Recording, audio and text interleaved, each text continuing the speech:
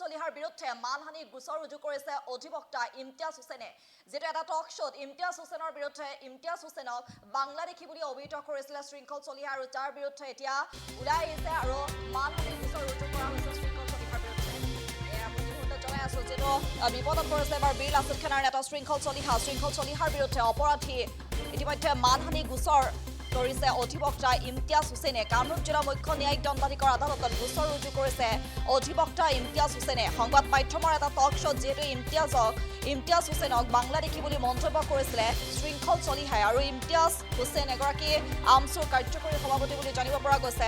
অপৰাধীক মানহানিৰ উপৰিও 2 এদিনত 5 কোটিৰ দেৱানী মানহানিৰ গোচৰ তৰিব ইমতিয়াজ হুছেইনে। আৰু ইতিমধ্যে সংবাদ মাধ্যমৰ আগত এই কথা উল্লেখ কৰিছে আৰু বিপদত পৰিছে এতিয়া বীৰ লাচিত খানাৰ নেতা শৃংখল চলিহাৰ বিৰুদ্ধে এনেদৰে জাঙুৰ খাই উঠিছে মানহানিৰ গোচৰ ৰুজু কৰিছে অধিবক্তা ইমতিয়াজ হুছেইনে। উল্লেখ কৰিব লাগিব ইমতিয়াজ হুছেইন এগৰাকী আমচুৰ কাৰ্যকৰী সভাপতিও, যিটো সংবাদ মাধ্যমৰ এটা টক শ্ব'ত ইমতিয়াজ হুছেইনক বাংলাদেশী বুলি মন্তব্য কৰিছিলে, অভিহিত কৰিছিলে শৃংখল চলিহাই, আৰু তাৰ পাছতে এতিয়া জাঙুৰ খাই উঠিছে অধিবক্তা ইমতিয়াজ হুছেইন। মানহানিৰ গোচৰ ৰুজু কৰা হৈছে শৃংখল চলিহাৰ বিৰুদ্ধে। বিপদত পৰিছে এতিয়া বীৰ লাচিত খানাৰ নেতা শৃংখল চলিহা, যিটো দেখিবলৈ পোৱা গৈছে শিৱসাগৰকে ধৰি বিভিন্ন প্ৰান্তত আচলতে যি মিয়াখেদা অভিযান চলাই আছে বীৰ লাচিত খানাই, আৰু তাৰ সমান্তৰালকৈ এইবাৰ শৃংখল চলিহাক লৈ জাঙুৰ খাই উঠা পৰিলক্ষিত হৈছে অধিবক্তা ইমতিয়াজ হুছেইন। শৃংখল চলিহাৰ বিৰুদ্ধে মানহানিৰ গোচৰ ৰুজু কৰিছে অধিবক্তা ইমতিয়াজ হুছেইনে। ইমতিয়াজ হুছেইন এগৰাকী আমচুৰ কাৰ্যকৰী সভাপতিও। সংবাদ মাধ্যমৰ এটা টক শ্ব'ত যিহেতু ইমতিয়াজক বাংলাদেশী বুলি মন্তব্য কৰিছিলে, বাংলাদেশী বুলি অভিহিত কৰিছিলে শৃংখল চলিহাই, আৰু তাৰ পাছতে এতিয়া ওলাই আহিছে আৰু অধিবক্তাগৰাকীয়ে মানহানিৰ গোচৰ ৰুজু কৰিছে শৃংখল চলিহাৰ বিৰুদ্ধে। তাৰ সমান্তৰালকৈ অপৰাধীক মানহানিৰ উপৰিও 2 এদিনতে 5 কোটিৰ দেৱানী মানহানিৰ গোচৰ তৰিব বুলি উল্লেখ কৰিছে ইতিমধ্যে অধিবক্তা ইমতিয়াজ হুছেইনে।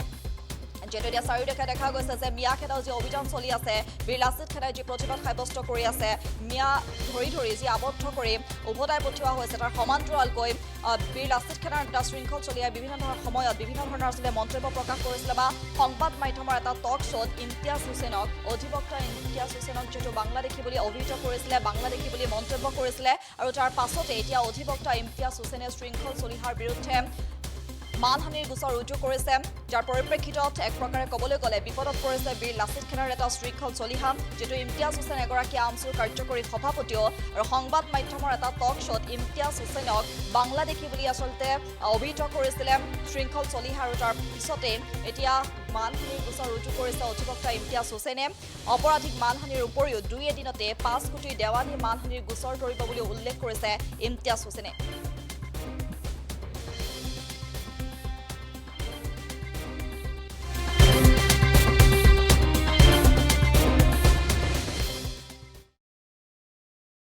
শেহতীয়াকৈ উজনি অসমত যোনবোৰ বিশেষকৈ শিৱসাগৰ জিলাত যোনবোৰ অভিযান চলি আছে, কিছু স্বয়ম্ভু নেতাই তেওঁলোকে নিজকে SP বৰ্ডাৰ ইলেকশ্যন অফিচাৰৰ দৰে তেওঁলোকে ভাও ধৰি ঘৰে ঘৰে সোমাই তেওঁলোকে নিজেই আইন হাতত তুলি লোৱা এটা দেখা গৈ আছে। এই সংক্ৰান্তত যোৱাকালি 2খনকৈ টক শ্ব'ত মই বহিব লগাত পৰিছিল। তাৰে এখন টক শ্ব' এটা ব্যক্তিগত চেনেলত মই গেষ্ট আছিলোঁ। তাত বিভিন্ন ৰাজনৈতিক দলৰ গেষ্টৰ উপৰিও উজনি অসমৰে এটা সংগঠনৰ নিজক নেতা হিচাপে পৰিচয় দিয়া নাম কিবা শৃংখল চলিহা, তেওঁ আছিল দূৰৰ পৰা, তেওঁ ষ্টুডিঅ'ত নাছিল, ষ্টুডিঅ'ৰ বাহিৰৰ পৰা তেওঁ জড়িত হৈছিল।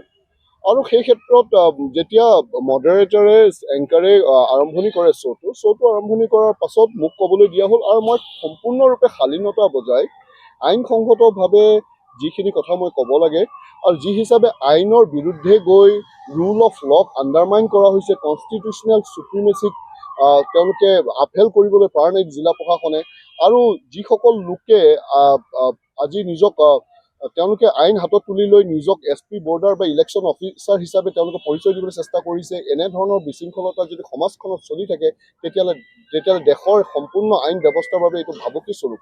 এই কথাখিনি কোৱাৰ পাছত তেওঁ কথাখিনি যেতিয়া ক'ব ধৰিলে, তেওঁ কোনো কথা নাই বতৰ নাই, আইন আমি নামানো, দেশ থাকিলে আদেশ নালাগে, এনেধৰণৰ কথা ক'লে।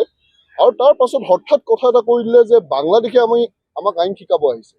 তেতিয়া মই সুধিলোঁ বাংলাদেশী কোন? তেওঁ ক'লে তই বাংলাদেশী, অপমানসূচক। তাৰ পিছত কেইবাবাৰো তেওঁ বাংলাদেশী বুলি মোক অভিহিত কৰিলে।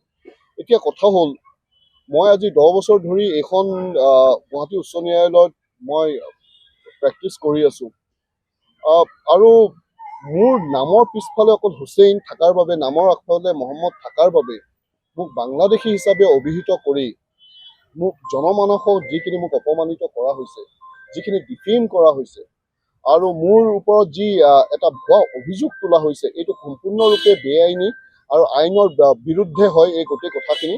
সেয়েহে আজি মই আইনগতভাৱে আজি চিফ জুডিচিয়েল মেজিষ্ট্ৰেট কামৰূপ মেট্ৰত মই এখন ক্ৰিমিনেল ডিফেমেশ্যন কেছৰ লগতে তাৰ লগত যিখিনি জড়িত ছেকশ্যনছ আছে, যে দেশত বা ৰাজ্যত যি এটা এনিমিটি সৃষ্টি কৰিবলৈ চেষ্টা কৰিছে, তেওঁলোকে কমিউনেল টেনশ্যন এটা সৃষ্টি কৰিবলৈ চেষ্টা কৰিছে, এই গোটেইখিনি দফা সংলগ্ন কৰি এটা ক্ৰিমিনেল কেছ এটা মই ইতিমধ্যে ফাইল কৰিছোঁ। আৰু পৰৱৰ্তী সময়ত মই আৰু 1-2 দিনৰ ভিতৰতে মই চিভিল ডিফেমেশ্যন কেছ এটাও ফাইল কৰিম। আৰু তেওঁৰ বিৰুদ্ধে তেওঁ যিখিনি মোক আঘাত কৰিলে, ইনজিয়ৰ কৰিলে, এই ধৰণৰ ষ্টেটমেণ্ট দি কাৰণে, ইৰেছপনচিবল ষ্টেটমেণ্ট দি, তাৰ বাবে মই তেওঁৰ বিৰুদ্ধে এটা 5 কোটি টকাৰ এটা মই চিভিল ডিফেমেশ্যন কেছ এটা ৰুজু কৰা এটা সিদ্ধান্ত লৈছোঁ। আজি মই এটা ক্ৰিমিনেল ডিফেমেশ্যন কেছ ৰুজু কৰিছোঁ।